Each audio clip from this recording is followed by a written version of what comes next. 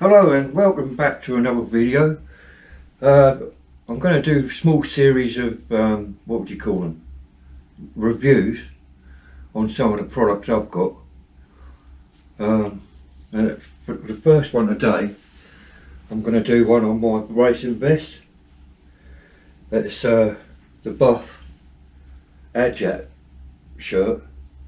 It's actually really high quality.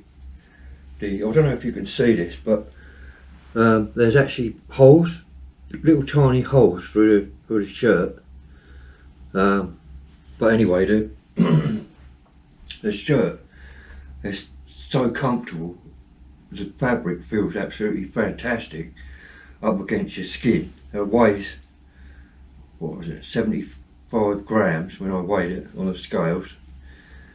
And yeah, I'll use this for racing. What happens? Ah, yeah. I actually really love buff stuff, but I've got mixed feelings. Considering I bought this really for marathons, it isn't actually, well, for me anyway, I actually sweat a lot. So if you sweat a lot, then you'll probably like experience the same sort of like symptoms with this as I do. So basically, it was fantastic in the spring and say early summer, but anything kind of like over, say like 90 degrees or whatever, it's just it drenches. You get drenched. The actual shirt itself becomes absolutely saturated with water, which is surprising really, because it's actually, they actually sell it as a buff. They have what they call the sweat wicking technology, which means that it draws the sweat away from the skin, and then somehow or another, it must be something to do with the holes, it evaporates the sweat inside the shirt, but only up to a point. So that might be something you want to consider.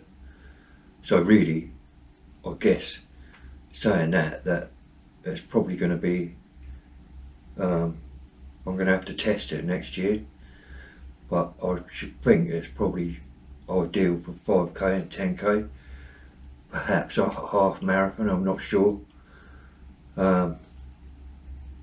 Yeah, but for any longer distance, well, I mean, if you race in the winter, I don't know, it'd probably be a bit cold wearing it, but yeah, spring and summer 5 and 10k's is probably perfect. What was it? Rated actually 8.6 on my scale. I rated it 10 out of 10 for price. I'll tell you why in a minute, but I rated it only 6 out of 10 for the sweat wicking. Yeah. So when I bought that shirt, it was actually, well, my favourite brand of shirt is Saw, and because they're like just the epitome of running shirts. What they say, you know, if they say it wicks the sweat away, even when you're in 90 degrees, it'll wick the sweat away. But you're paying like 70, I think they're about £75 each, the Saw shirts. This buff shirt actually cost me £31 something, I think. And when I checked yesterday, they were actually only 24 quid, so that's actually like a quarter of the price of a Saw. So considering that it's not so great at like longer distances, that's probably perfect for like people who are new, who are wanting to just like do the odd 5k and 10k here and there. That would be a perfect shirt, and under those circumstances I would rate it like 10 out of 10. But I didn't buy it for that. I bought it for marathons, and and longer, you know, ultras and stuff like that. So yeah, now if you visit my website, you'll be able to see the rating I gave it and why, and it kind of like goes into a lot more detail than what I'm capable of giving now.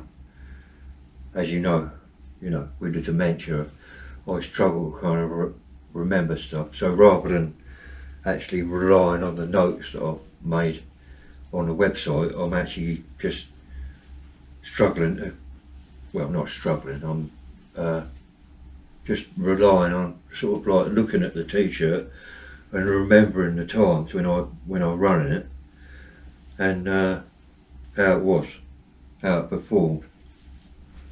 So yeah, it was good for training as well, really. Would I recommend it to a friend? Oh yeah, I think I would. I mean, 8.6 isn't bad. I mean, I do actually have like some other running shirts that I used, which I bought when I first started, and they were like £5. And I think I got, actually, I think it was £9.99 for a pack of 3 running shirts. This is.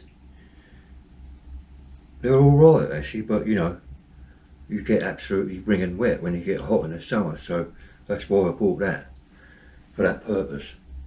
Anyway, thanks for watching. Please like and subscribe, and I'll see you in the next video.